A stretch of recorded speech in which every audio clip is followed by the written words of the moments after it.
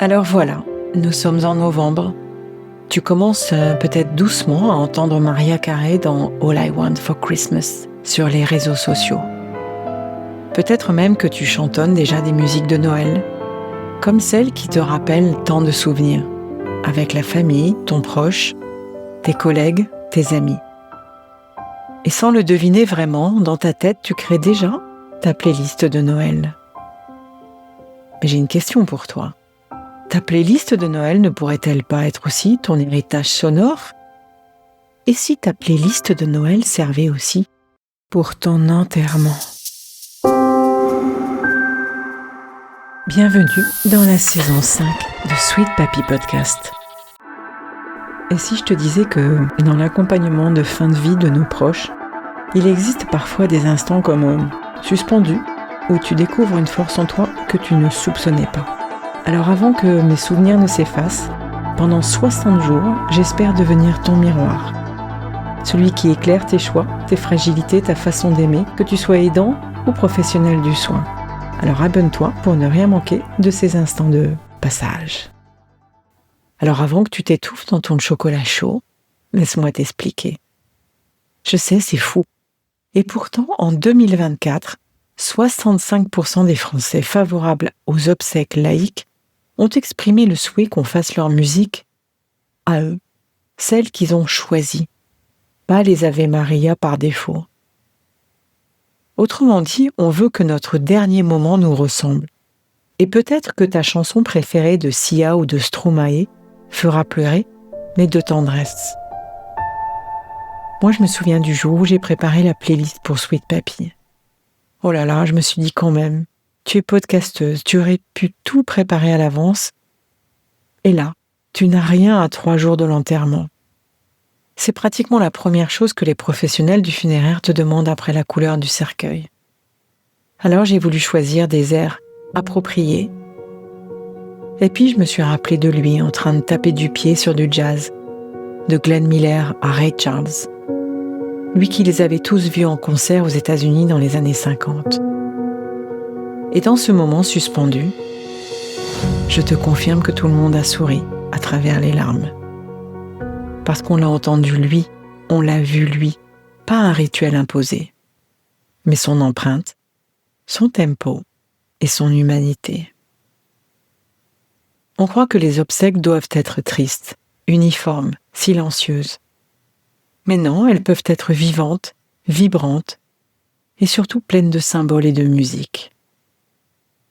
La musique, c'est ce qui relie les vivants et les morts pour moi. Elle parle quand les mots manquent. Elle fait respirer les émotions coincées et elle transforme souvent la douleur en souvenir. Et entre nous, ce n'est pas vraiment morbide d'y penser, c'est juste une façon d'affirmer « je choisis comment je veux être célébré ». Et si cela te parle, je vais te partager à la toute fin des ressources pour t'aider à la composer avec ton proche le moment venu. Dans les formations sur les rites funéraires et la psychologie du deuil, on apprend que la musique n'est pas neutre. Elle agit comme un médiateur émotionnel, un fil invisible entre le monde des vivants et celui des absents. Elle permet de libérer ce que les mots n'arrivent plus à dire. Les chercheurs en thanatologie et en neurosciences émotionnelles confirment son rôle thérapeutique. Les sons familiers activent la mémoire affective. Ils réveillent les circuits de la reconnaissance, du lien et de l'amour en stimulant aussi la sécrétion d'ocytocine et de dopamine, hormones de l'attachement et du réconfort. Pour moi, ça m'a permis de libérer du stress. Ça m'a permis d'abaisser mon taux de cortisol et en régulant aussi mon rythme cardiaque. Et surtout, ils permettent une expression émotionnelle non verbale. On peut pleurer, on peut sourire. On peut respirer autrement sans avoir besoin d'expliquer. Et c'est pour ça que dans de nombreux services de soins palliatifs, certaines équipes créent ce qu'elles appellent une playlist d'identité. Chaque morceau choisi raconte quelque chose de la personne.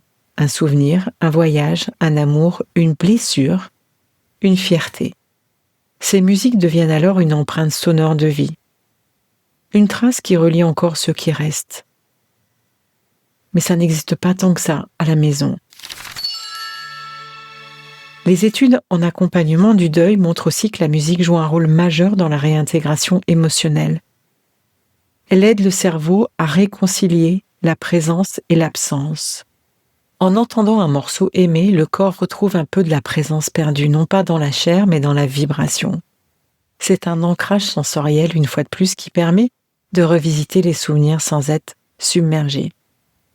C'est pourquoi, oui, ta playlist de Noël, celle que tu composes avec tendresse, pourrait aussi devenir ton héritage sonore, comme une sorte de bande originale de ton passage sur Terre, une manière douce de dire voilà, les chansons qui m'ont accompagné, celles qui m'ont fait rire, pleurer, espérer et aimer. Et le jour venu, elles parleront encore pour toi.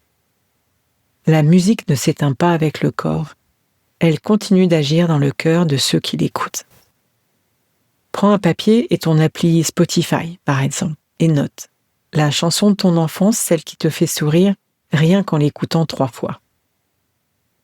Ta musique refuge, celle qui te calme, t'enveloppe, t'apaise, tout de suite, en 3 secondes. Le morceau de ton histoire d'amour, celui qu'on ne peut pas entendre sans penser à vous. La chanson qui dit qui tu es. Et puis une petite dernière que tu veux qu'on entende le jour où tu ne seras plus là, parce qu'elle fera du bien à ceux qui restent. Tu peux créer cette playlist et je te propose un outil que tu pourras télécharger dans le lien de l'épisode. Voilà, c'était notre moment du jour. Alors dis-moi, quelle chanson ferait sourire ton enterrement le jour où tu t'envoles ? Partage-la moi et ensemble, on va peut-être créer la première playlist de vie et d'amour. Parce que la mort, ce n'est pas une fin, c'est juste un changement de tempo. À demain. Si cet épisode t'a touché, inspiré ou donné des pistes pour mieux appréhender les imprévus de la vie, je t'invite à aller plus loin. N'hésite pas à t'abonner à Sweet Papy Podcast pour ne manquer aucun des prochains épisodes, remplis bien évidemment de bienveillance et d'histoires inspirantes. Et puis partage s'il te plaît cet épisode avec quelqu'un qui pourrait en tirer des enseignements précieux. Et surtout, si tu souhaites discuter de ton propre parcours d'aidant, échanger ou découvrir des ressources pour t'accompagner, n'hésite pas à réserver un appel découverte avec moi via le lien qu'il y a dans le descriptif de l'épisode. Sache que ton histoire, ton expérience et tes questions méritent d'être entendues. À très bientôt et prends soin de toi.